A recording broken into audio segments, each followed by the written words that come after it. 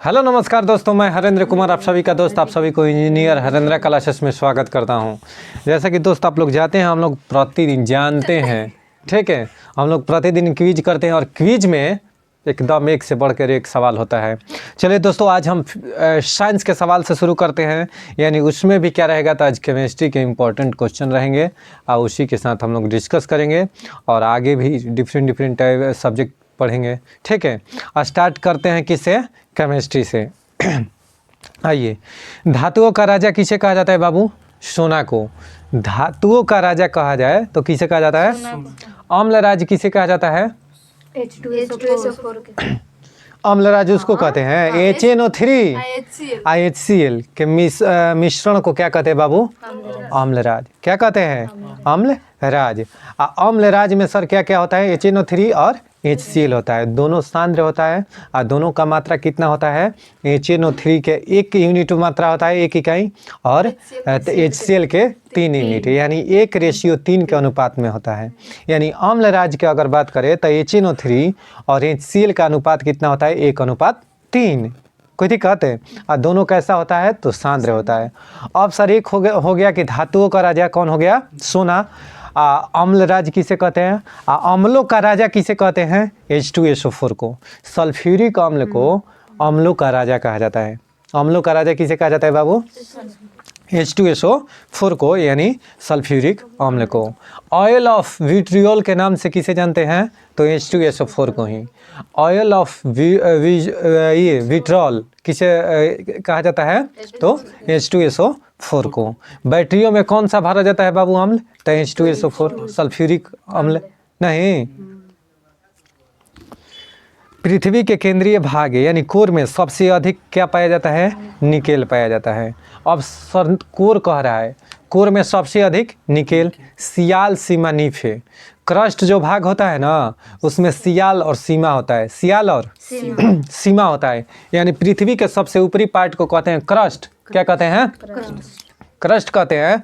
उसमें सियाल और सीमा की मात्रा होती है। सियाल कहने का मतलब सिलिकॉन और एल्युमिनियम, और सर उसके बाद पाया जाता है सिलिकॉन और मैग्नीशियम। और निफे के मतलब एकदम केंद्र में कौन? निकेल और फेरस। तो कोर में सबसे अधिक क्या पाया जाता है? निकेल। और दूसरे स्थान पर पाया जाने वाला धातु फेरस। नहीं बताएं? सियाल, सीमा, नीफ है। तो सबसे केंद्रीय भाग में कौन? नीफ है, यानी निकेल और फेरस। तो सबसे अधिक निकेल, उसके बाद फेरस। फेरस कहने का मतलब आयरन, आयरन कहने का मतलब लोहा। कोई दिक्कत? आयरन के परमाणु संख्या 26। आयरन के परमाणु संख्या 26 नहीं। कोई दिक्कत? अब सर देखिए, टंगस्टन का संकेत W होता है। टंगस्टन का संकेत कितना होता है बाबू? W होता है, कैपिटल W। इसका गलनांक 3500 डिग्री सेल्सियस लगभग होता है। कितना होता है? 3500 डिग्री सेल्सियस होता है किसका? टंगस्टन का गलनांक। टंगस्टन का अगर परमाणु संख्या कितना होता है पूछ दे तो 74। टंगस्टन का परमाणु संख्या 74 होता है। भारत में टंगस्टन का उत्पादन राजस्थान के में सबसे अधिक कहाँ होता है? तो देगाना। देगाना जो क्षेत्र है ना, कौन? देगाना जो खान है बाबू राजस्थान में, वह खान किसके लिए प्रसिद्ध है? तांबे और टंगस्टन के उत्पादन के लिए। टंगस्टन के उत्पादन के लिए फेमस है, प्रसिद्ध है। कोई दिक्कत है? और टंगस्टन तंतु के उपचयन को रोकने के लिए बिजली के बल्ब से हवा निकाल दी जाती है। चलिए, टंगस्टन तंतु के उपचयन को रोकने के लिए बिजली के बल्ब में कौन सी गैस निकाल दी जाती है बाबू? तो टंगस्टन तंतु के उपचयन को रोकने के लिए बिजली के बल्ब से हवा निकाल ली जाती है। हवाई यानी एयर जो है बाबू, उसको निकाल लिया जाता है। किससे? बिजली के बल्ब से। और उसमें क्या चीज़ भरा जाता है? आर्गन और नाइट्रोजन। आर्गन और नाइट्रोजन। चिप्स के पैकेट, कुरकुरे के पैकेट में क्या भरा जाता है? नाइट्रोजन। क्या भरा जाता है? कोई दिक्कत है? आई एम डाउन कह रहा है ना, ठीक। चलिए देखिए, जिरकोनियम धातु ऑक्सीजन तथा नाइट्रोजन दोनों में जलते हैं। यानी जिरकोनियम धातु जो है बाबू, वह किस में? तो ऑक्सीजन तथा नाइट्रोजन दोनों में जलते हैं। कौन धातु? जिरकोनियम धातु, ठीक है। बेडिलेआइट जिरकोनियम का अयस्क है। बेडिलेआइट किसका अयस्क है बाबू? जिरकोनियम का अयस्क है। न्यूट्रॉनों को अवशोषित करने के गुणों के कारण जिरकोनियम, कैडमियम एवं बोरॉन का उपयोग नाभिकीय रिएक्टर में किया जाता है। यानी न्यूट्रॉनों को अवशोषित करने के गुणों के कारण जिरकोनियम, कैडमियम एवं बोरॉन का उपयोग नाभिकीय रिएक्टर में किया जाता है। बेराइल बेरिलियम धातु का प्रमुख अयस्क है। बेराइल क्या है बाबू? तो बेरिलियम धातु का प्रमुख अयस्क है। फ्रांसियम एक रेडियो सक्रिय द्रव धातु तत्व है। फ्रांसियम कैसा है? तो रेडियो सक्रिय द्रव धातु तत्व है, द्रव धातु है फ्रांसियम। ठीक, चलिए देखिए पारा के क्या होता है? अयस्क सीने बार। पारा के अयस्क के क्या नाम है बाबू? सीने बार। और सीने बार का संकेत HgS होता है। HgS यानी पारा सल्फाइड, यानी क्या होता है कि HgS। अच्छा सर, टीन का अगर बात करें कि SN, इसका परमाणु संख्या कितना होता है? 50। टीन के कितना? 50 नहीं। अच्छा, टीन का, हाँ SN का 50। अब इसका अयस्क के बात करें तो कैसीटेराइड। क्या होता है? कैसीटेराइड। ठीक है, इसको SnO2 इसका सूत्र होता है कैसीटेराइड का। लेड के अयस्क का नाम है गैलेना, यानी लेड के Pb होता है। Pb का परमाणु संख्या 82 होता है। कितना होता है? 82 होता है। पोलोनियम का 84 होता है। पोलोनियम का सबसे अधिक समस्थानिक 27 को। सबसे अधिक समस्थानिक वाला तत्व कौन सा है? पोलोनियम। और उसका कितना होता है? 27 समस्थानिक पाया जाता है। ठीक है, गैलेना इसका प्रमुख अयस्क है। कैडमियम के CD होता है 48, बता दिए इसका। ग्रीनोकाइट इसका अयस्क होता है, कैडमियम का अयस्क का नाम है। अच्छा सर, लोहा की बात करें ना कि लोहा के कौन कौन अयस्क होता है, तो देखिए हेमेटाइट होता है, लिमोनाइट, सीडेराइट और आयरन पाइराइट। आयरन पाइराइट को बेवकूफ़ों का सोना कहा जाता है। आयरन पाइराइट को बेवकूफ़ों का सोना कहते हैं या झूठा सोना कहा जाता है। आयरन पाइराइट को झूठा सोना कहा जाता है। ठीक है, हाँ, आयरन पाइराइट Fe2 कोई दिक्कत है? देखिए Fe2। ठीक है, सीडेराइट के फार्मूला क्या होता है? तो FeCO3 यानी फेरस कार्बोनेट, FeCO3 जी। लिमोनाइट के सूत्र क्या होता है? तो Fe2O3 × 3H2O। हेमेटाइट के तो कई बार मैग्नेटाइट के पूछता है, तो हेमेटाइट का सूत्र होता है Fe2O3 और मैग्नेटाइट के Fe3O4। इससे एक कम हो जाएगा कि Fe2 और O3 हो जाएगा तो हेमेटाइट, एक बढ़ जाएगा तो Fe3 और O4 हो जाएगा तो मैग्नेटाइट। कोई दिक्कत है? अच्छा जी, सीडेराइट का FeCO3। कोबाल्ट के CO होता है। निकेल के मिलेराइट होता है। निकेल का अयस्क का नाम है मिलेराइट। ठीक है, यूरेनियम का देखिए प्रमुख अयस्क का नाम है पिंच ब्लेड। यूरेनियम का संकेत क्या होता है? U और परमाणु संख्या 92। परमाणु संख्या यूरेनियम के परमाणु संख्या 92 होता है। यह रेडियो सक्रिय तत्व है। ठीक है, इसका प्रमुख अयस्क कौन है? पिंच ब्लेड और कार्नेटाइट। पिंच ब्लेड और कार्नेटाइट है। सर, तांबा के बात करें कि तांबा का क्या होता है अयस्क? तो क्यूपराइट, कॉपर ग्लांस और copper pyrite. Cuprite, copper glance और कॉपर पाइराइट। ठीक है, यह होता है तांबा के। क्यूपराइट के सूत्र होता है Cu2O यानी copper oxide, Cu2O। Copper glance के बात करें तो Cu2S यानी कॉपर सल्फाइड। कॉपर पाइराइट के CuFeS2 यानी कॉपर फेरस सल्फेट। ठीक है, कैल्शियम का देखिए, कैल्शियम का परमाणु संख्या कितना होता है? 20 होता है। और सर इसका अयस्क की बात करें तो dolomite, calcite, gypsum, fluorspar, calcium, magnesium या सिलिकेट, ये सब होता है इसका। एल्युमिनियम का देखिए प्रमुख अयस्क कौन है बाबू? बक्साइट। एल्युमिनियम का प्रमुख अयस्क कौन है? बक्साइट हो गया। कोरंडम हो गया। तो कोरंडम का फार्मूला पूछता है, बक्साइट का फार्मूला पूछता है, तो सुनिएगा। बक्साइट के फार्मूला बात करें तो Al2 क्या होता है? Al2O3 × 2H2O। Al2O3 × 2H2O किसका होता है बाबू? बक्साइट का। Al2O3 × 2H2O। और सर कोरंडम का बात करें तो Al2O3। कोरंडम का सूत्र क्या होता है? Al2O3 होता है। पोटेशियम के सुनिएगा, पोटेशियम के प्रमुख अयस्क कौन है? तो नाइटर होता है, KNO3 यानी पोटेशियम नाइट्रेट किसका अयस्क होता है? पोटेशियम के। मैग्नीशियम के मैग्नेसाइट, MgCO3 मैग्नेसाइट। कोई डाउट? आतिशबाजी के दौरान हरा रंग किसके कारण होता है बाबू? बेरियम के चलते, यानी बेरियम के कारण हरा रंग। और सर स्ट्रोंशियम के कारण लाल चटक रंग, पटाखों में स्ट्रोंशियम के कारण लाल चटक रंग। लिथियम सबसे हल्का धात्विक तत्व है, लिथियम सबसे हल्का धात्विक तत्व है, यह सबसे प्रबल अपचायक होता है, यह सबसे प्रबल अपचायक होता है। ठीक है। चांदी का संकेत क्या होता है बाबू? Ag। सोना का संकेत Au, कॉपर का Cu, प्लेटिनम का Pt, बिस्मथ का Bi अपने कम अभिक्रियाशीलता के कारण स्वतंत्र अवस्था में पाया जाता है, यानी सबसे अधिक स्वतंत्र अवस्था में सोना और चांदी, उसके बाद में कॉपर भी पाया जाता है स्वतंत्र अवस्था में, प्लेटिनम हो गया, बिस्मथ हो गया, ये सब क्या है? प्रकृति में स्वतंत्र अवस्था में पाया जाता है। ठीक है। गोल्ड, प्लेटिनम, सिल्वर तथा मरकरी उत्कृष्ट धातुएं हैं। गोल्ड, प्लेटिनम, सिल्वर तथा मरकरी कैसी धातुएं हैं? उत्कृष्ट धातुएं है। धातुओं में सबसे अधिक आघातवर्धनीय सोना व चांदी के होते हैं। धातुओं में सबसे अधिक आघातवर्धनीय किसका होता है बाबू? तो सोना और चांदी का होता है। पारा व लोहा विद्युत धारा के प्रवाह में अपेक्षाकृत अधिक प्रतिरोध उत्पन्न करता है। कौन बाबू? तो पारा व लोहा विद्युत धारा के प्रवाह में अपेक्षाकृत अधिक प्रतिरोध उत्पन्न करता है। अगर लोहा में धारा का प्रवाह कीजिएगा या पारा में, तो बहुत ज़्यादा प्रतिरोध वह उत्पन्न करता है। ठीक है। चांदी एवं तांबा विद्युत का सर्वोत्तम चालक होता है, यानी चांदी और तांबा क्या होता है? विद्युत का अच्छा सुचालक होता है। सबसे अच्छा सुचालक होता है चांदी, उसके बाद कौन होता है? तांबा। इसीलिए जितना भी वायर होता है ना, तो वह किसका बना होता है? कॉपर का। चलिए दोस्त, सोडियम धातु का संक्रमण मिट्टी के तेल में करना चाहिए, यानी सोडियम धातु का संग्रहण किस में करना चाहिए? मिट्टी के तेल में।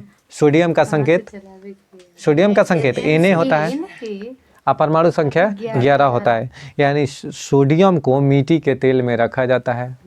सबसे सॉफ्टतम धातु कौन होता है? यानी सोडियम। इससे भी एकदम मुलायम धातु कौन होता है? लिथियम। नहीं, दोनों। ठीक है। प्लास्टर ऑफ पेरिस को 120 डिग्री सेल्सियस पर गर्म करने पर क्या प्राप्त होता है? जिप्सम। जिप्सम के सूत्र की बात करें तो क्या होता है? तो CaSO4 × 2H2O। अब प्लास्टर ऑफ पेरिस के बात करें तो CaSO4 × ½ H2O। इसी को कैल्शियम हेमीहाइड्रेट कहा जाता है। प्लास्टर ऑफ पेरिस को कैल्शियम हेमीहाइड्रेट कहा जाता है। कोई दिक्कत? आइए, बिना बूझे चूने का रासायनिक नाम क्या है? Calcium oxide. यानी बिना बूझा चूना का रासायनिक नाम क्या है? कैल्शियम ऑक्साइड, यानी CaO। आप बूझा हुआ चूना के बात करें तो CaOH के होल ट्वाइस। बूझा हुआ चूना के बात करें तो CaOH के होल ट्वाइस। अब बिना बूझा के CaO, यानी कैल्शियम ऑक्साइड। कोई दिक्कत है? अब सर पूछता है कि संगमरमर का सूत्र बताइए, तो CaCO3, calcium carbonate. Calcium carbonate. शल्य क्रिया में पट्टियों के रूप में कैल्शियम सल्फेट का प्रयोग किया जाता है। शल्य क्रिया में पट्टियों के रूप में किसका प्रयोग किया जाता है? कैल्शियम सल्फेट का प्रयोग किया जाता है। एस्बेस्टोस कैल्शियम और मैग्नीशियम से बनती है। एस्बेस्टोस किससे बनती है बाबू? तो कैल्शियम और मैग्नीशियम से बनती है एस्बेस्टोस। बेरियम हाइड्रोक्साइड को बैराइटा वाटर कहते हैं। बेरियम हाइड्रोक्साइड को बैराइटा वाटर कहते हैं। ठीक है। बेरियम सल्फेट का उपयोग बेरियम मिल के रूप में उदर के एक्सरे में होता है, यानी बेरियम सल्फेट का उपयोग बेरियम मिल के रूप में उदर के एक्सरे में होता है। ठीक। चलिए देखिएगा, सोडियम धातु जो होता है बाबू, इसके कौन कौन अयस्क है? तो Chile saltpetre, trona, borax और साधारण नमक। साधारण नमक के सूत्र की बात करें तो NaCl। इसी को टेबल साल्ट भी कहा जाता है, NaCl को, सोडियम क्लोराइड। कोई दिक्कत? अच्छा सर, बोरेक्स होता है Na2B4O7 × 10H2O, Na2B4O7 × 10H2O। इसको बोरेक्स कहते हैं। ठीक है। इसी को सुहागा भी कहा जाता है ना, बोरेक्स को ही सुहागा कहते हैं। कोई दिक्कत है? और ट्रोना के सर बात करें तो Na2CO3, sodium carbonate into NaHCO3, यानी sodium bicarbonate into 3H2O into यानी Na2CO3 Na2CO3 into 2NaHCO3 into 3H2O, यह ट्रोना का सूत्र होता है। किसका? ट्रोना का।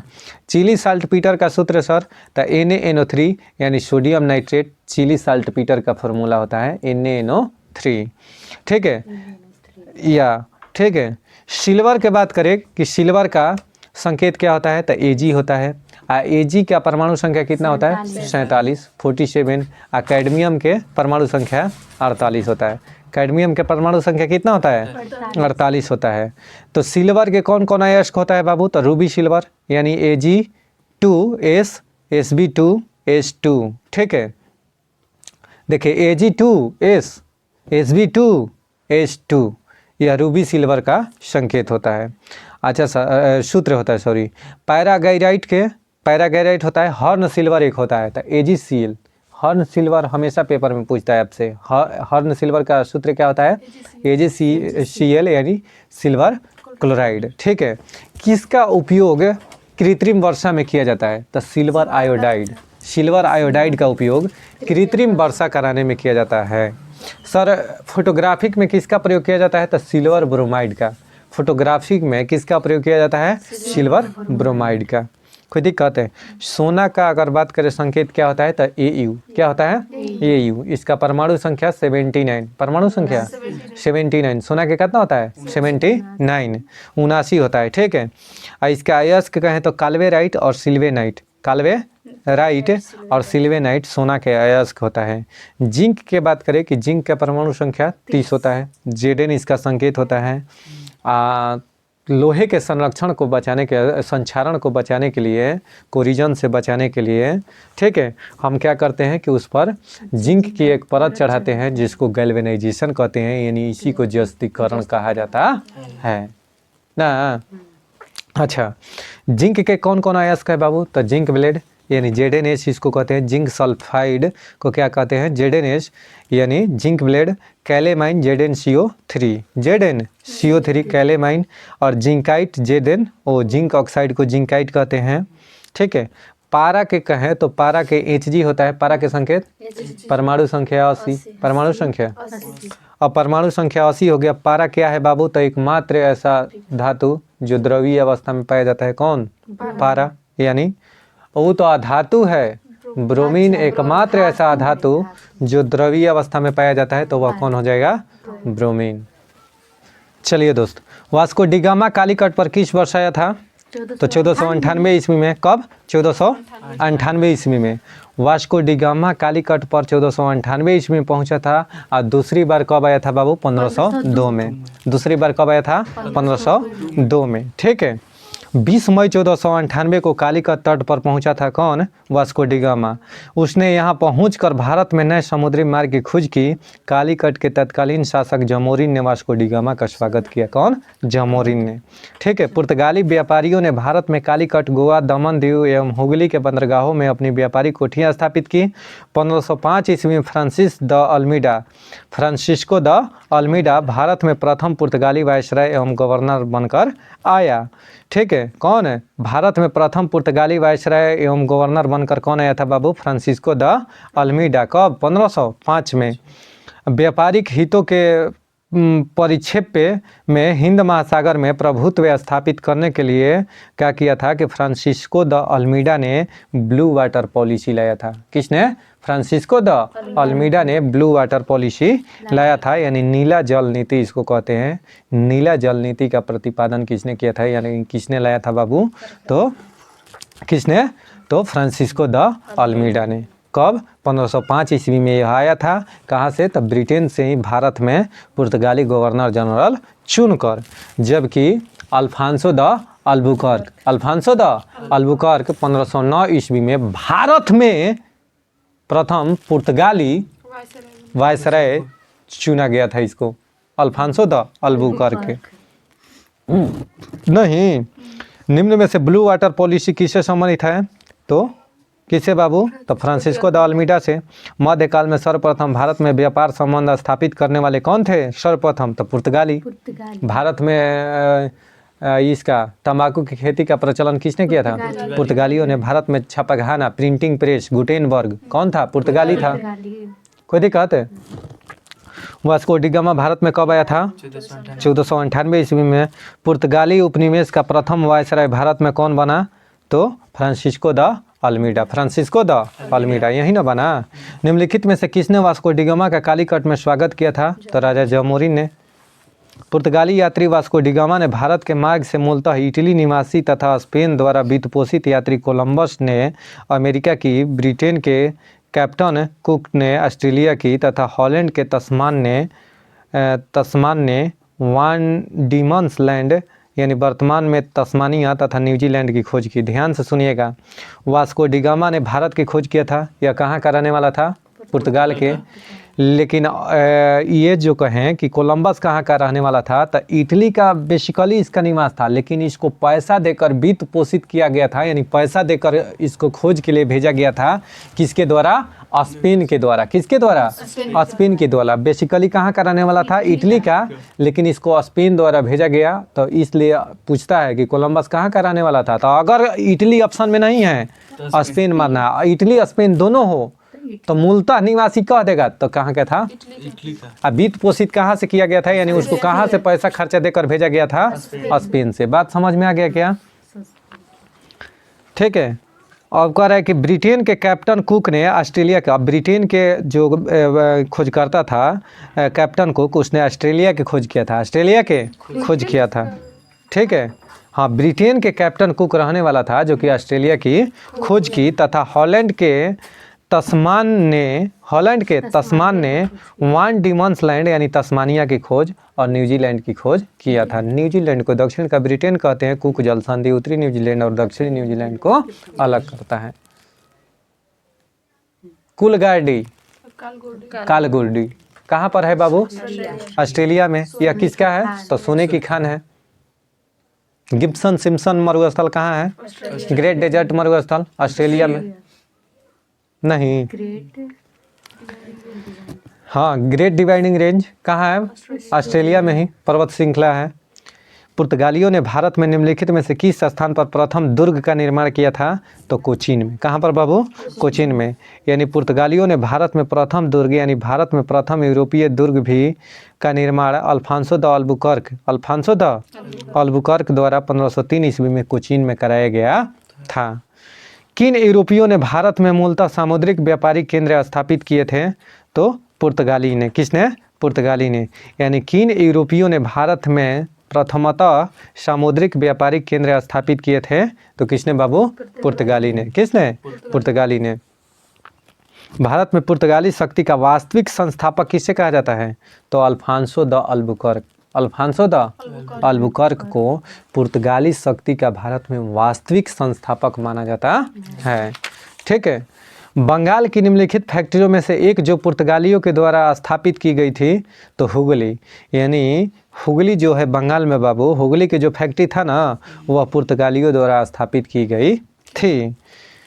पांडिचेरी वर्तमान में पुदुचेरी के संदर्भ में निम्नलिखित कथनों पर विचार कीजिए। यानी उसमें सुनिएगा, पांडिचेरी पर कब्जा करने वाले पहले यूरोपीय शक्ति पुर्तगाली ही थे। यानी पांडिचेरी पर कब्जा करने वाले पहले कौन थे? पुर्तगाली ही थे। कोचीन में कौन खोला था पहला अपना दुर्ग? तो पुर्तगालियों ने। कौन है? पुर्तगालियों ने। ठीक है। चलिए, हुगली को बंगाल की खाड़ी में समुद्री लूटपाट के लिए किसने अड्डा बनाया था? तो पुर्तगालियों ने। किसने? पुर्तगालियों ने। हुगली को बंगाल की खाड़ी में समुद्री लूटपाट के लिए किसने अड्डा बनाया था? तो किसने बाबू? पुर्तगालियों ने। बंगाल की खाड़ी में समुद्री डकैती हेतु हुगली का उपयोग कौन करता था? तो पुर्तगाली। कौन करता था बाबू? पुर्तगाली। निम्नलिखित में से कौन कोलकाता का संस्थापक कहा जाता है? तो जॉबचर नॉक को कोलकाता का संस्थापक। देखिए, यूपीपीसीएस क्वेश्चन मेंस में पूछा है। कलकत्ता किसने बसाया था? तो जॉबचर नॉक ने। निम्न में से किस स्थान पर भारत में प्रथम नगर निगम स्थापित किया गया था? तो मद्रास में। कब बाबू? 1688 में मद्रास में सर्वप्रथम नगर निगम की स्थापना किया गया था। कहाँ पर? मद्रास में। भारत के साथ व्यापार के लिए सर्वप्रथम संयुक्त पूंजी कंपनी किन लोगों ने प्रारंभ की थी? तो डच ने। किसने? डच ने। यानी भारत के साथ व्यापार के लिए सर्वप्रथम संयुक्त पूंजी कंपनी किन लोगों ने आरंभ किया था? तो डच ने। ठीक है, देखिए निम्नलिखित में से ब्रिटिश कंपनियों में से किसे भारत में व्यापार करने का पहला अधिकार पत्र प्राप्त हुआ था? तो लीवेंट कंपनी। कौन बाबू? लीवेंट कंपनी। यानी लीवेंट एकमात्र ऐसा ब्रिटिश कंपनी था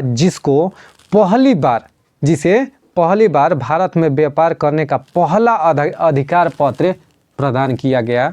कौन कंपनी था? लीवेंट कंपनी था। लीवेंट कंपनी को 1593 ईस्वी में स्थल मार्ग से भारत में व्यापार करने का एक अधिकार प्राप्त हुआ। कब बाबू? 1593 को। अब ब्रिटिश ईस्ट इंडिया कंपनी का स्थापना कब हुआ था? 1600 ईस्वी में। पुर्तगाली ईस्ट इंडिया कंपनी का स्थापना 1498 में। और डच ईस्ट इंडिया कंपनी का स्थापना 1602 में। सर ये डच के बाद कौन आ गए? डेनिश कब? 1616 में। और उसके बाद में कौन आ गए? स्वीडिश। फ्रांसीसी 1664 में, फ्रांसीसी। उसके बाद में स्वीडिश 1731 में, स्वीडिश 1731 में। कोई दिक्कत है? अब देखिए ये तो कंपनियों के स्थापना का क्रम रहा, लेकिन आगमन के क्रम कहेगा तो सबसे पहले पुर्तगाली, उसके बाद आ गया डच, उसके बाद तब आया कौन? ब्रिटिश। यहीं पर लय गड़बड़ा जाता है, तब ब्रिटिश, और तब फिर खोल दीजिए फ्रांसीस, और उसके बाद स्वीडिश। आगमन के क्रम पलट जाता है, जबकि स्थापना के क्रम कुछ और है। आ तो गए थे लेकिन खोले बाद में, नहीं समझे? You are right. भारत के साथ व्यापार के लिए सर्वप्रथम संयुक्त पूंजी कंपनी किन लोगों ने प्रारंभ की थी? तो डच। किसने बाबू? डच ने। यानी भारत के साथ व्यापार के लिए सर्वप्रथम संयुक्त पूंजी कंपनी किन लोगों ने आरंभ की थी? तो डच ने। किसने? डच ने। ठीक है, निम्नलिखित में से कौन एक सही है? निम्नलिखित में से कौन सा एक सही है? तो सुनिए, डचों ने पुर्तगालियों को पराजित किया और आधुनिक कोची में उन्होंने फोर्ट विलियम्स का निर्माण किया। आधुनिक कोची में उन्होंने क्या किया था? फोर्ट विलियम्स का निर्माण किया था। फोर्ट विलियम का निर्माण किया था।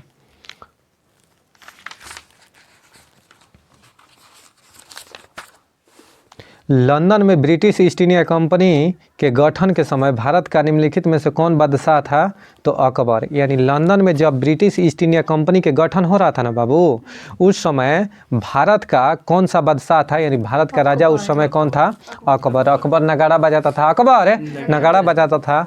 और सर अकबर के बारे में क्या ख्याल आया? अकबर ने 1662 में हरम दल से मुक्ति पाया। कब? हरम दल से मुक्ति कब हुआ? मुक्त 1562 में। 1562 में ही क्या किया? और 1562 में ही उसने क्या किया था? दास प्रथा का अंत किया था। बहुत सुंदर। दास प्रथा का अंत कब? 1562 में। 1563 में सर तीर्थ यात्रा कर, 1564 में जजिया कर समाप्त किया था। अच्छा सर 1571 में क्या किया था? 1576 में इबादत खाने की स्थापना। 1578 से सभी धर्मों का इबादत खाने में प्रवेश। सर 1583 में दीन इलाही की स्थापना। इलाही समौत की शुरुआत कब? तो 1583 में। 1583 में इलाही धर्म का प्रधान पुरोहित कौन था? अकबर। लेकिन कहेगा कि ये थी कौन सा? दीन इलाही को अपनाने वाला पहला हिंदू शासक कौन था? तो बीरबल था। बीरबल का वास्तविक नाम क्या था? महेश दास। बीरबल का वास्तविक नाम महेश दास था। कोई दिक्कत है? ब्रिटिश ईस्ट इंडिया कंपनी किसने लिया था बाबू? तो पुर्तगालियों से। किसने? ब्रिटिश ईस्ट इंडिया कंपनी ने बम्बई किससे लिया था? तो पुर्तगालियों से।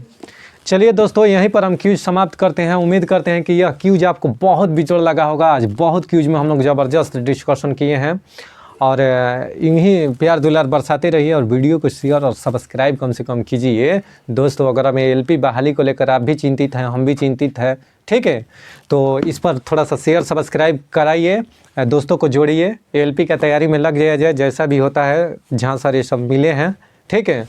अगर एलपी के लिए ट्विटर कैंपेन में जुड़े रहें, कैंपेन ज़रूर करें, ठीक है। चलिए दोस्तों, हम भी आपके साथ हैं, हम लोग सभी लोग एक साथ हैं। इतना ही कहकर जय हिंद, जय भारत।